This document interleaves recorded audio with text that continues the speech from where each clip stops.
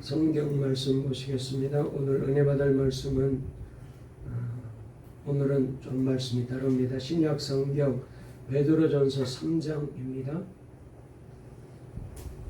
베드로전서 3장 1절 말씀부터 4절까지입니다. 신약 성경 379페이지에 있습니다. 베드로전서 3장 1절부터 4절까지 다 찾으신 줄 알고 우리 함께 말씀을 읽겠습니다. 베드로전서 3장 379페이지에 있는 말씀 1절부터 4절까지 다 같이 읽습니다. 시작. 아내들아 이와 같이 자기 남편에게 순종하라. 이는 혹 말씀을 순종하지 않는 자라도 말로 말미암지 않고 그 안에 행실로 말미암아 구원을 받게 하려 함이니 너희의 두려워하며 정결한 행실을 봄이라. 너희의 단장은 머리를 꾸미고 금을 차고 아름다운 옷을 입는 외모로 하지 말고 오직 마음에 숨은 사람을 온유하고 안정한 심령에 썩지 아니할 것으로 하라. 이는 하나님 앞에 값진 것이니라. 아멘. 할렐루야. 하나님의 은혜 가운데 오늘 이 시간에도 하나님께서 예배 드릴 때에 우리에게 은혜 주시고 힘 주시고 복 주실 줄 믿습니다.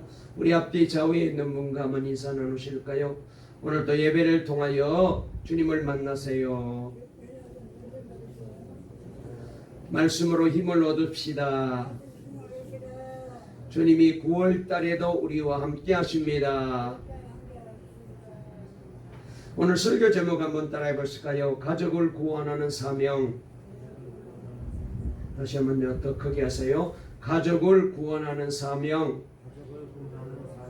오늘 이 제목으로 말씀을 전할 때 하나님이 우리 모두에게 은혜 주실 줄 믿습니다.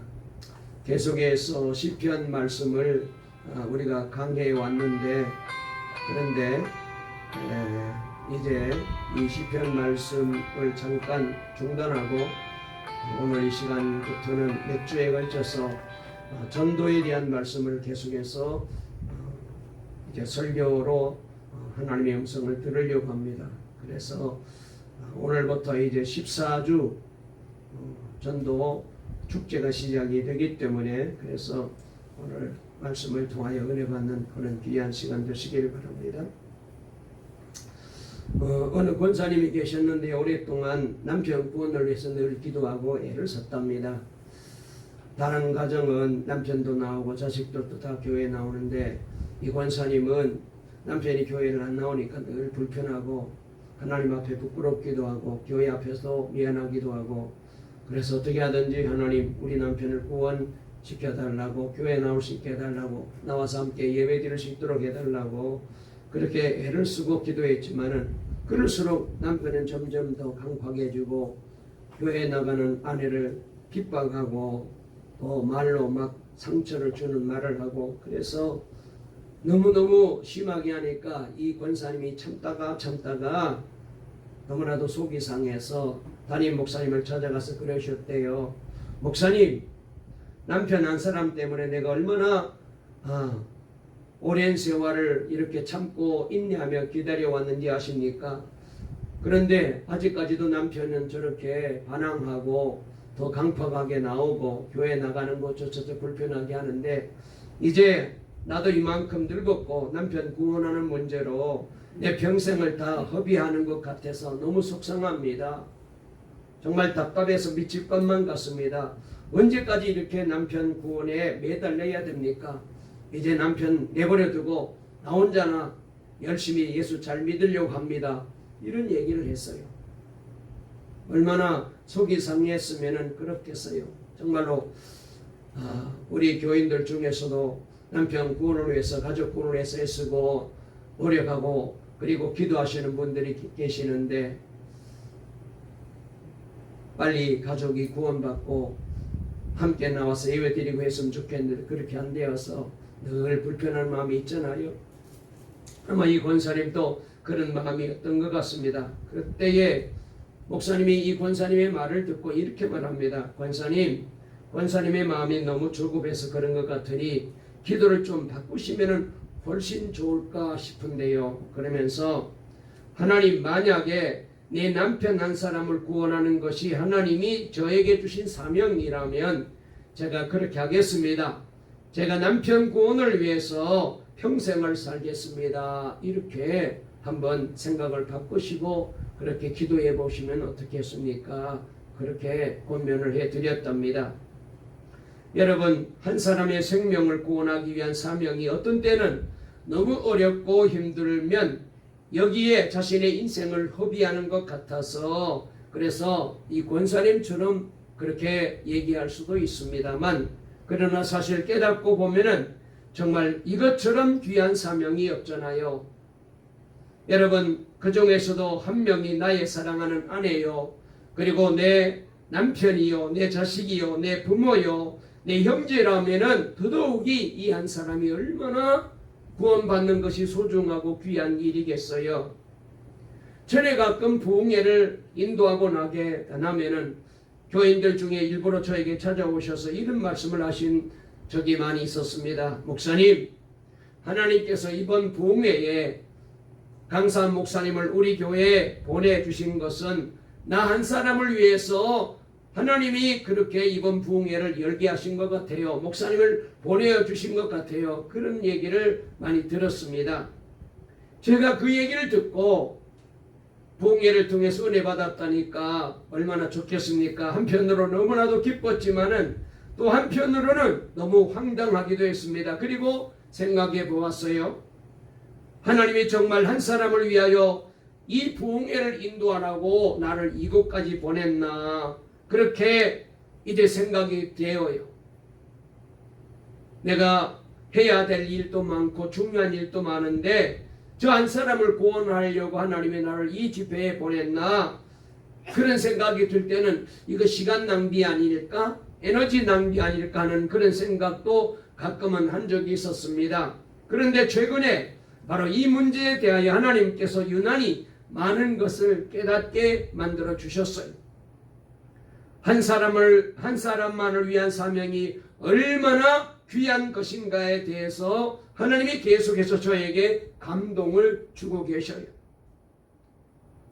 한 아들을 귀하게 여기는 아버지의 마음, 한 사람을 위한 설교, 한 사람을 위한 부흥회, 한 사람을 위한 선교사, 한 사람을 구원시키는 삶. 여러분, 이게 우리가 생각해 보면 너무 지나친 낭비 같지만, 그러나 우리가 하나님 아버지의 마음을 알면은 그런 생각이 절대로 나지 않아요. 어떤 목사님 가정에 인수라는 아들이 하나 있었답니다. 아직 초등학교 들어가기 전 주일 낮에 아이가 없어져 버린 거예요. 아무리 찾아도 찾을 수가 없었습니다. 저녁 예배를 앞두고 목사님 사모님이 얼마나 속이 탔겠어요.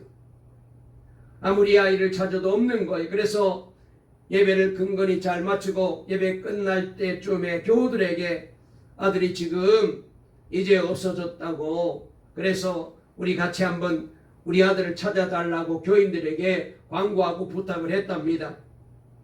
예배 마치고 교인들이 뿔뿔이 흩어져서 목사님 아들을 찾아다니고, 목사님과 사모님은 또 목사님과 사모님대로 차를 타고 다니면서 골목골목을 찾아다닙니다.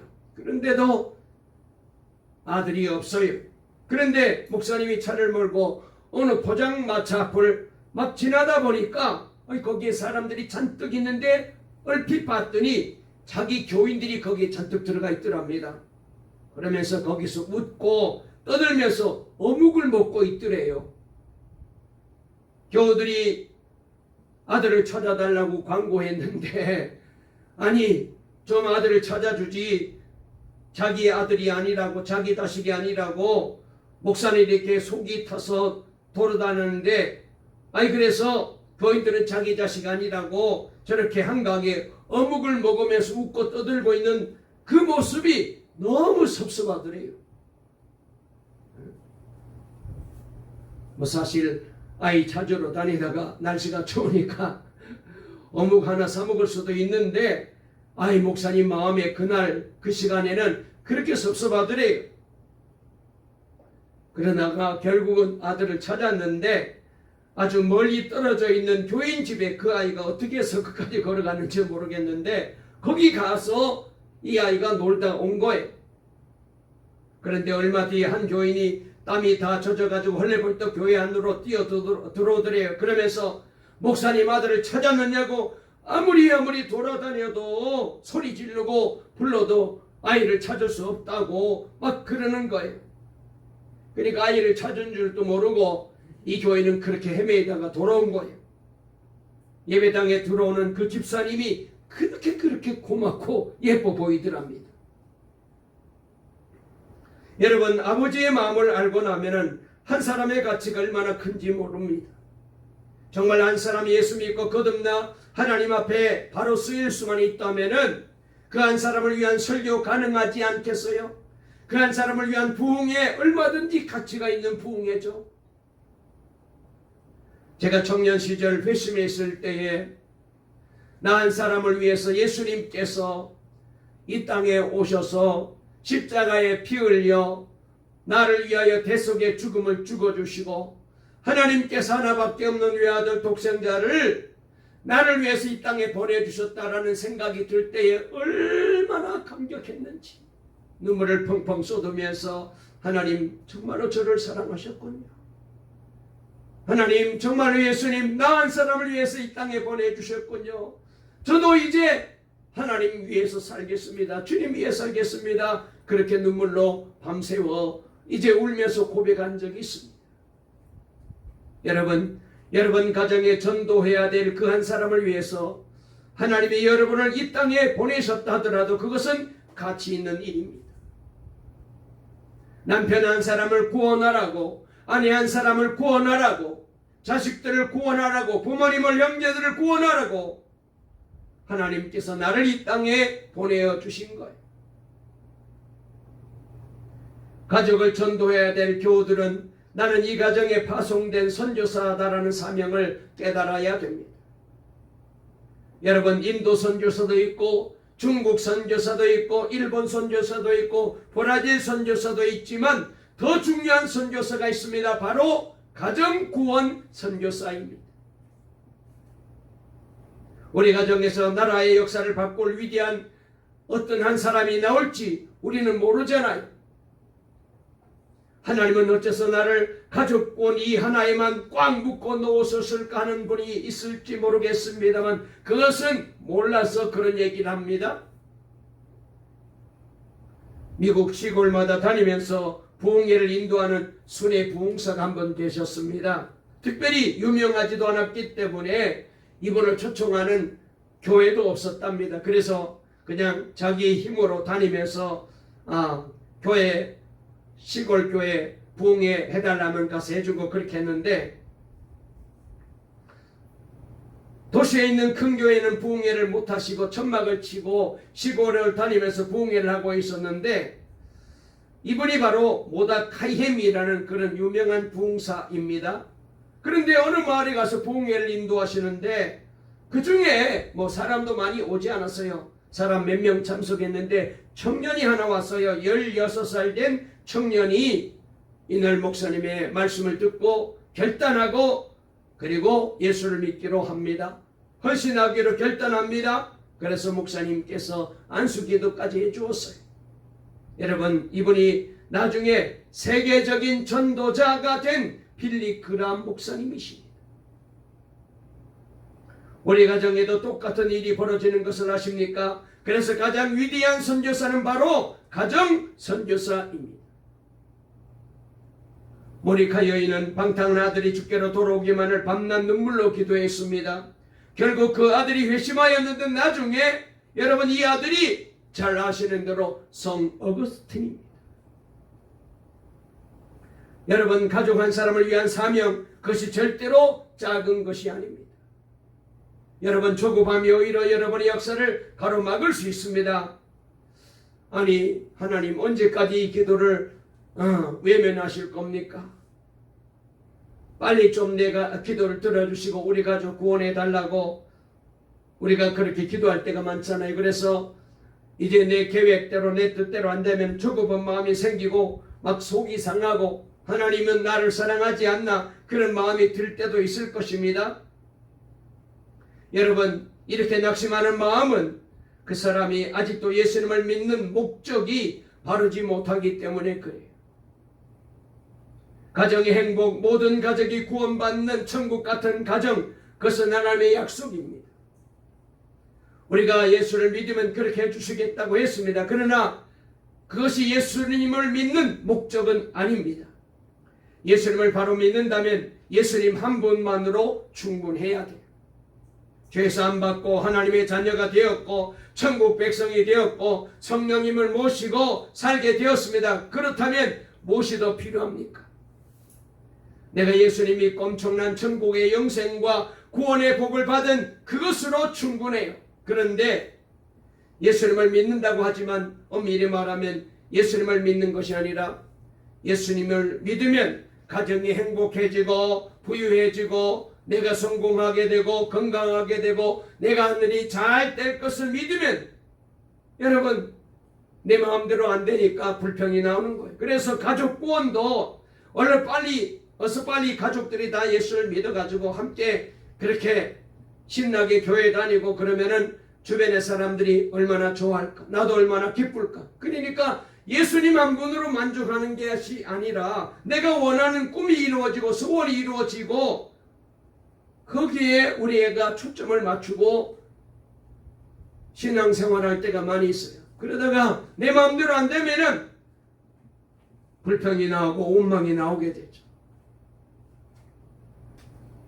목표를 바로 설정하시기 바랍니다. 예수를 믿고 온 가족이 구원받는데 목표를 두어야지 내가 예수를 믿어 가족이야 구원받든지 말든지 이건 둘째 문제고 가정이 행복해지고 우리 가정이 부유해지고 세상에서 성공하는 것이 목표로 잡게 되면은 불평, 불만이 나올 수밖에 없습니다.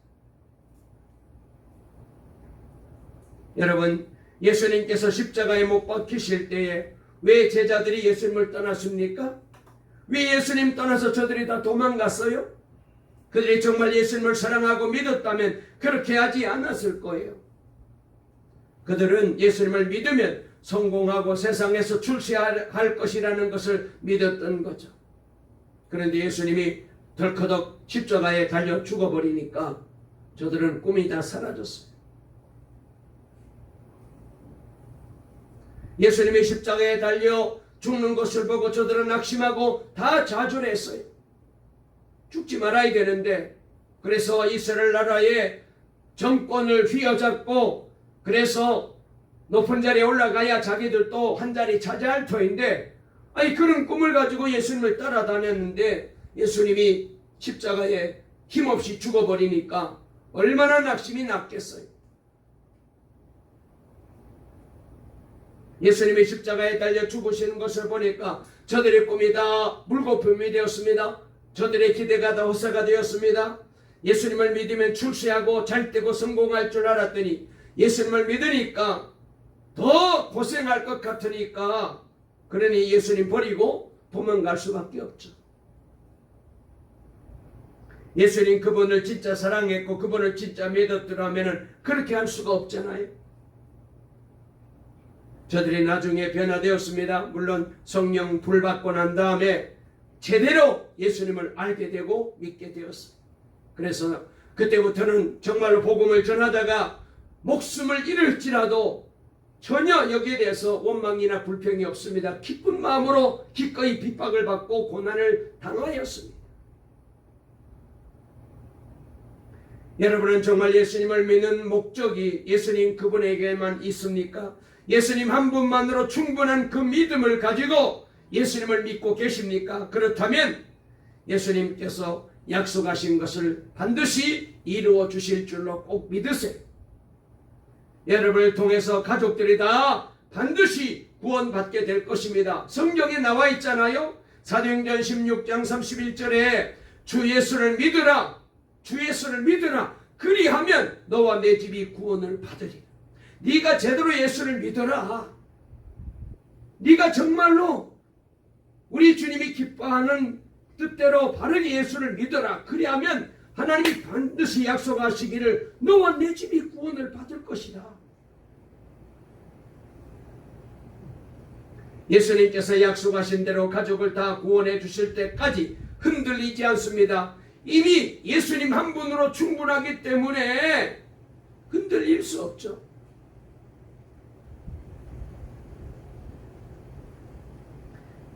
여러분이 예수님을 믿는 목적 자체가 예수님 믿어서 무엇이 잘 때 보이는 것, 우리 가정이 좀 더 행복해지는 것, 지금보다 더 잘 살게 되는 것, 사실 목적이 거기에 있다면은 예수님 믿는데도 왜 이렇게 안 되나 자꾸 그렇게 되어요.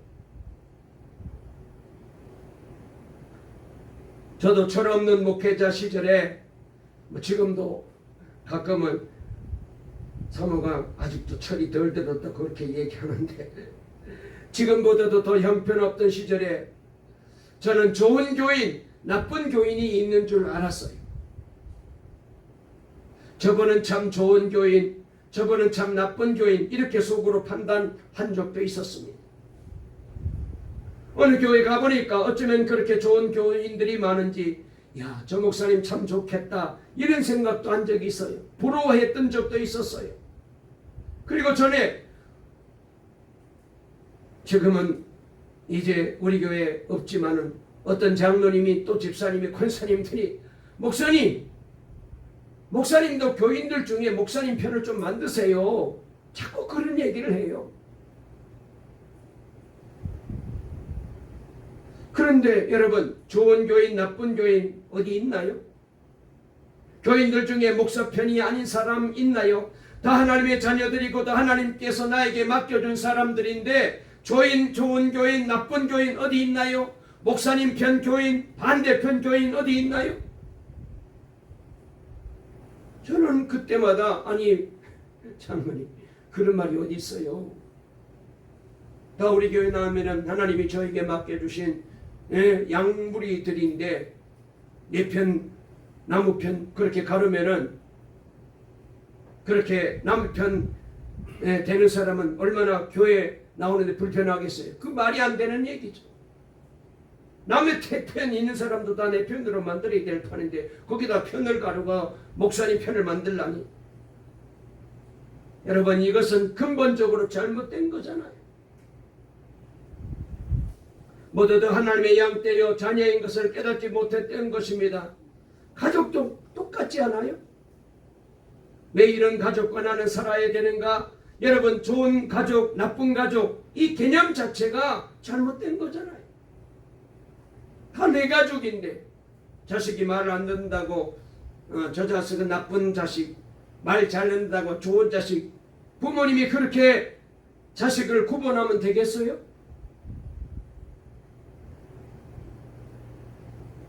전에 어떤 분이 그래요.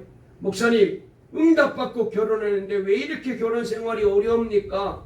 왜 저렇게 교회를 안 나옵니까? 그런 교인을 보았어요? 여러분, 응답받은 길에도 고난이 있어요.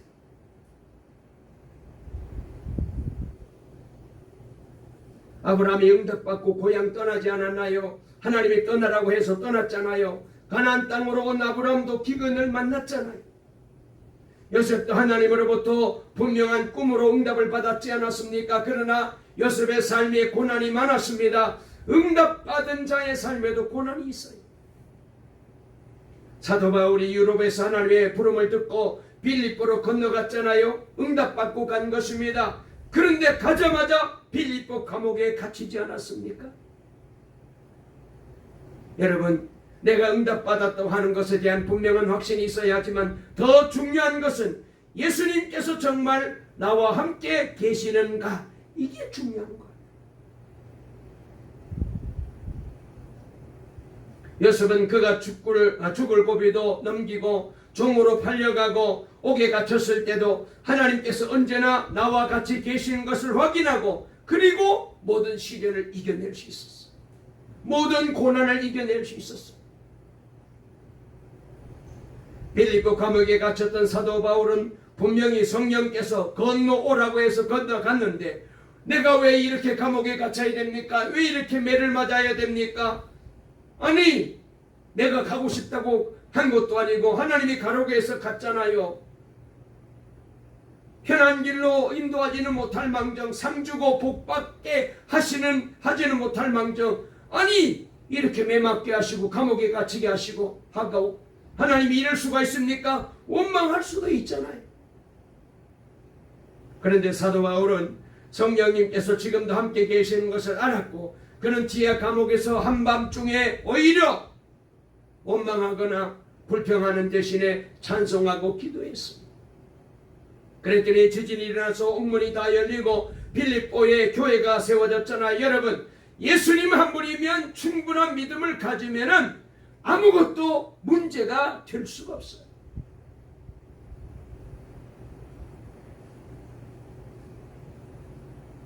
우리가 깨닫게 되는 것이 있어요. 가족전도 어떻게 하는가? 먼저 예수님 믿는 내가 예수님 제대로 잘 믿으면 돼. 제가 오늘 드리고 싶은 말씀은 바로 이 말씀입니다.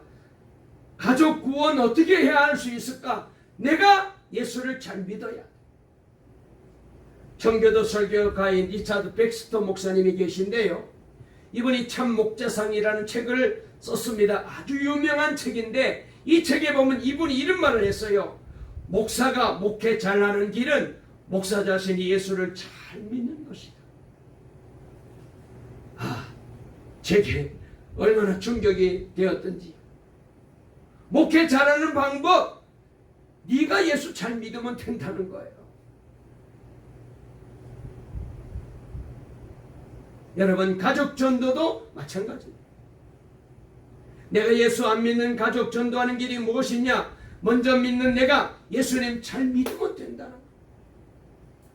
여러분이 남편에게, 아내에게, 또는 아이들에게, 부모에게, 형제들에게 꼭 예수님 믿으라고 구원받으라고 전도하면 여러분, 내가 행실을 제대로 하고 내가 잘 믿어야 이 말이 먹히지.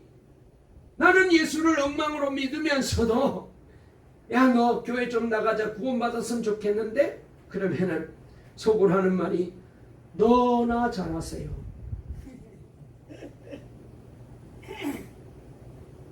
다 보거든, 다 알거든요.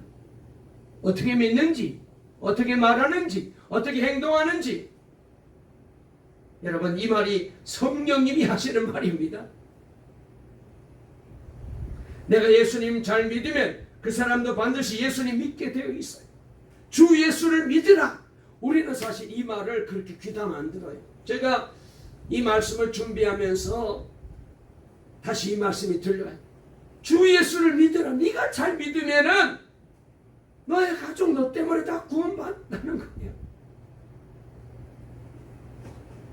특별히 여러분, 가까운 사람일수록 전도는 말로 하는 것이 아니라 삶으로 보여줘요. 한번 따라해 보실까요? 한번 따라해 보실까요? 주 예수를 믿으라. 그리하면 너와 내 집이 구원을 받으리라. 다시 한번 더 해보실까요? 전도는 말로 하는 것이 아니라 삶으로 하는 것이다. 나를 전혀 모르는 사람에게 전도하는 건 말로 할 수 있어요. 그런데 나를 잘 아는 사람에게 전도하려면은 말로 해서 안 돼요. 아무리 말로 해도 안 들어요. 그러면서 속으로 뭐라고 그런다고? 니나 잘하세요. 왜? 내가 예수 믿는 사람답게 행동하지 못했기 때문에 안 믿는 가족들에게 정말로 내가 목사로서, 장로님으로서, 권사님으로서, 집사님으로서 좋은 예수 믿는 본을 못 보여주었기 때문에.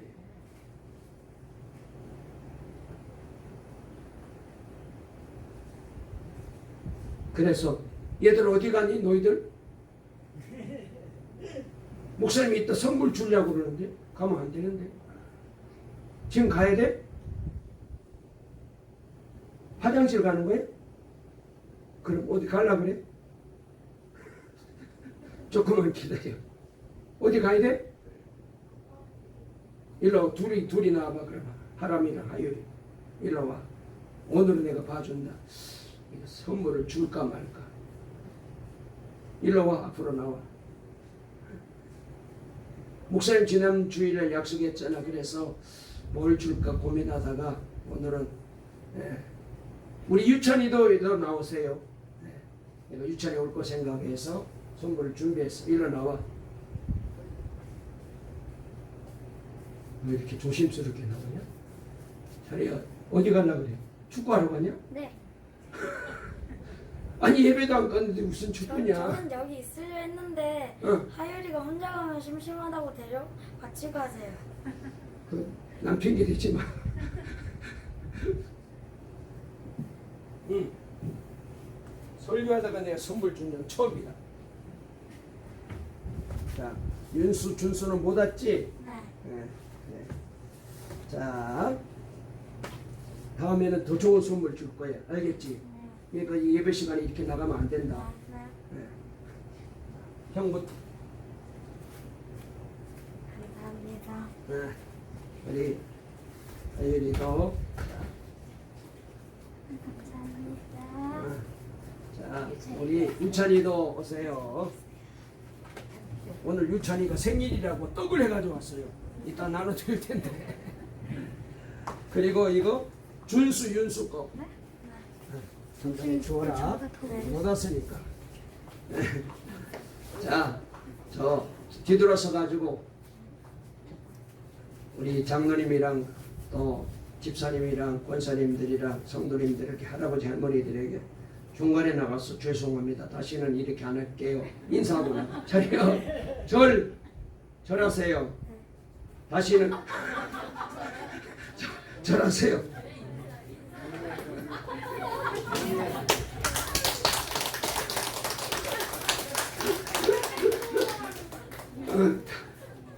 다음부터는 절대로 안 된다. 네. 아이고 정말 예쁘다. 어? 세뱃돈 달라. 이따가 저기 너 문 앞에 서서 돈 받아 가버리면 어떻게 하냐? 다음에 줄 거야. 다음엔 빠지면 안 된다. 예배 시간에 나가면 안 돼. 네. 아이들 때문에 정말 우리가 많이 웃지 않습니까? 참 좋습니다. 우리가 이제 가족 구원은 내가 예수를 잘 믿으면은 하나님의 약속하셨어요. 너와 내 집이 구원을 얻을 것이다 하고 분명히 말씀을 하셨습니다. 그래서 우리가 내가 잘 믿어야 가족을 구원할 수가 있습니다. 그래서 가족 구원은 말로 안 돼요. 삶으로 보여주어야 됩니다. 전도는 눈으로 보여주어야지 귀로 들려주는 게 아니다. 그런 말이 있어요.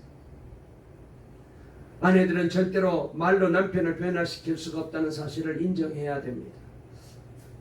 아무리 설교해도 듣지 않고 남편 마음은 더 굳어집니다.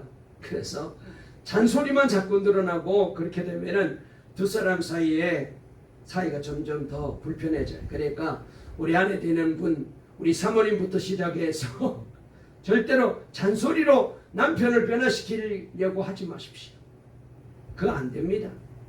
어떤 부인이 도무지 자기 말로는 안 되니까 저 남편을 구원하기는 해야 되겠는데 어떻게 할까 하다가 자기 말을 안 들으니까 기독교 방송을 집에서 막 크게 틀었대요. 목사님 설교 나오는 거. 그거라도 듣고 좀 남편 좀 변화되라고 했는데 그랬더니 남편이 아예 집으로 돌으려고 하지를 않더랍니다.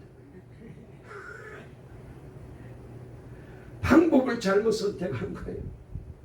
사이가 가까울수록 설교하는 말은 오히려 안 통해요.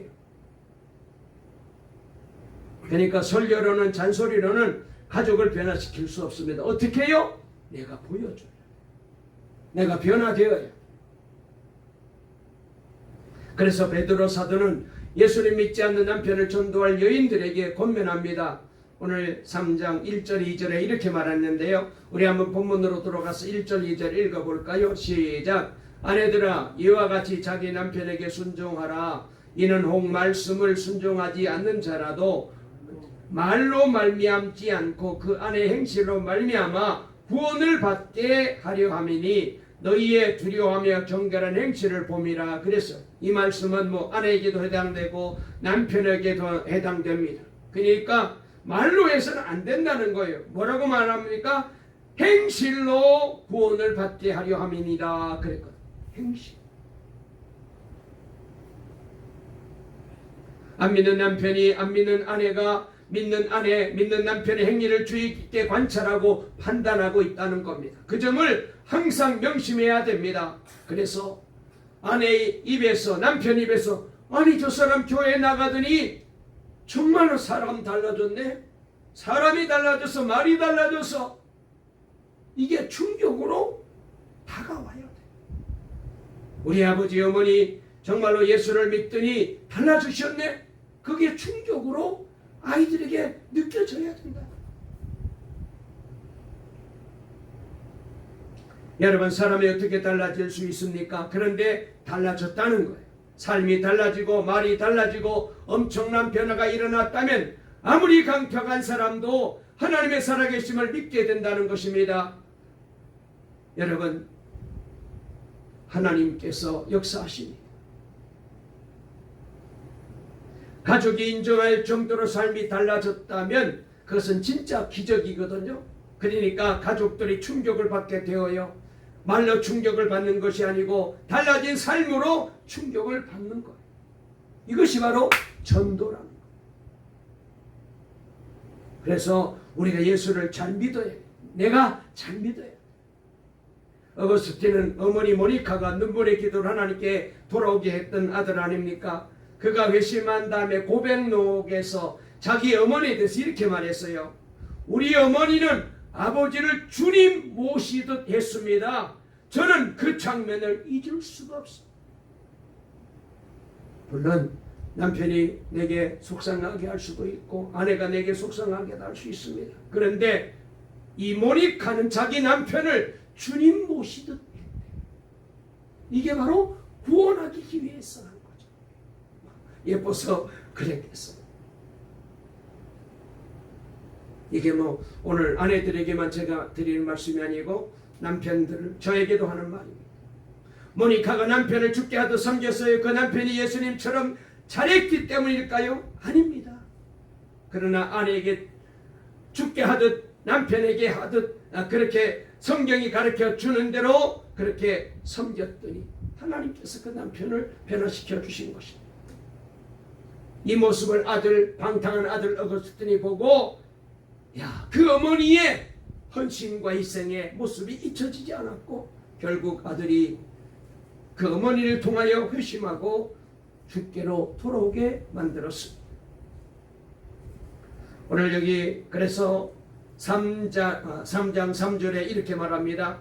너희 단장은 머리를 꾸미고 금을 차고 아름다운 옷을 입는 외모로 하지 말아라.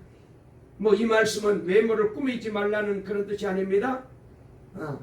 이 말씀은 마음으로 가족들에게 잘해서 어떻게 하든지 그 가족이 구원받는 길로 나올 수 있도록 해라, 그 말씀이죠.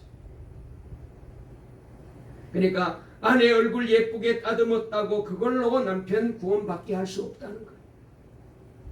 믿는 아내의 얼굴이 예뻐서 감동받아서 교회 나오는 남편이 있던가요? 없어요.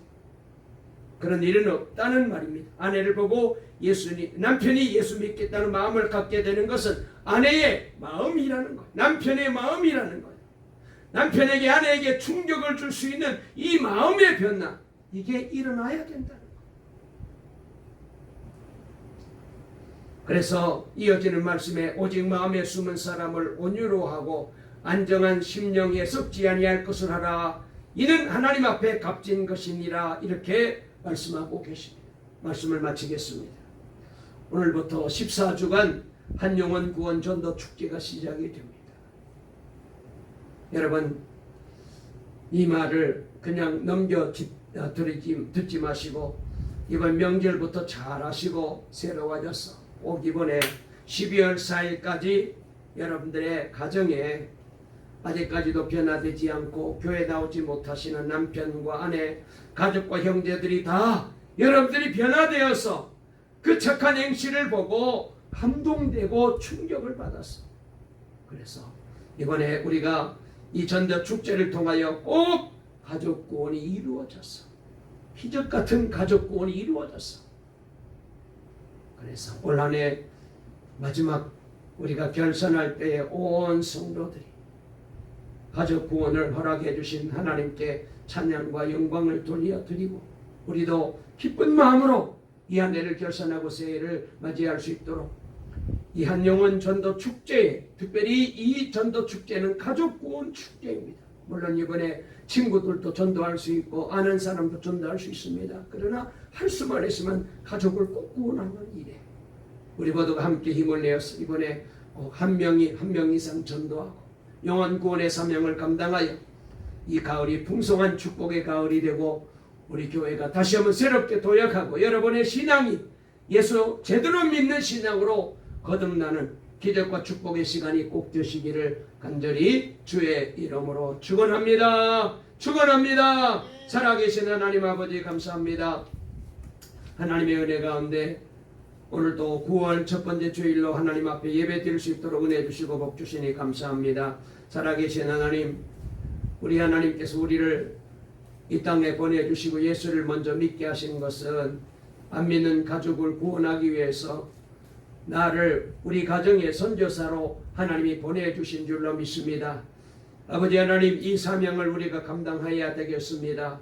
힘들고 어려운 일이지만 가정 구원이 얼마나 중요한지요. 그 한 사람을 구원하라고 하나님이 나를 보내주신 줄 믿습니다. 그러므로 이번에 꼭 우리 모든 성도들의 가정에 남편도 아내도 그리고 부모님도 형제도 자식들도 우리 성도들을 통하여 저들이 충격을 받고 변화되어서 교회로 나와서 예수 믿고 구원받는 기적같은 구원의 역사가 일어나는 복된 기회가 되어서 한영원 전도 축제를 통하여 우리 동방교회가 꼭 전도 열매 맺고 하나님의 구원의 기적을 체험하고 풍성한 이 복된 가을이 될 수 있도록 하나님이 도와주시고 역사해 주시옵소서. 우리 하나님이 우리 교회와 성도들을 축복하시고 주 예수를 믿으라 그리하면 너와 내 집이 구원을 얻으리라 말씀하신 대로 되는 기적을 체험하고 하나님 앞에 영광을 돌리는 기회가 되게 도와주시옵소서. 예수님의 이름으로 기도 올리옵나이다. 아멘.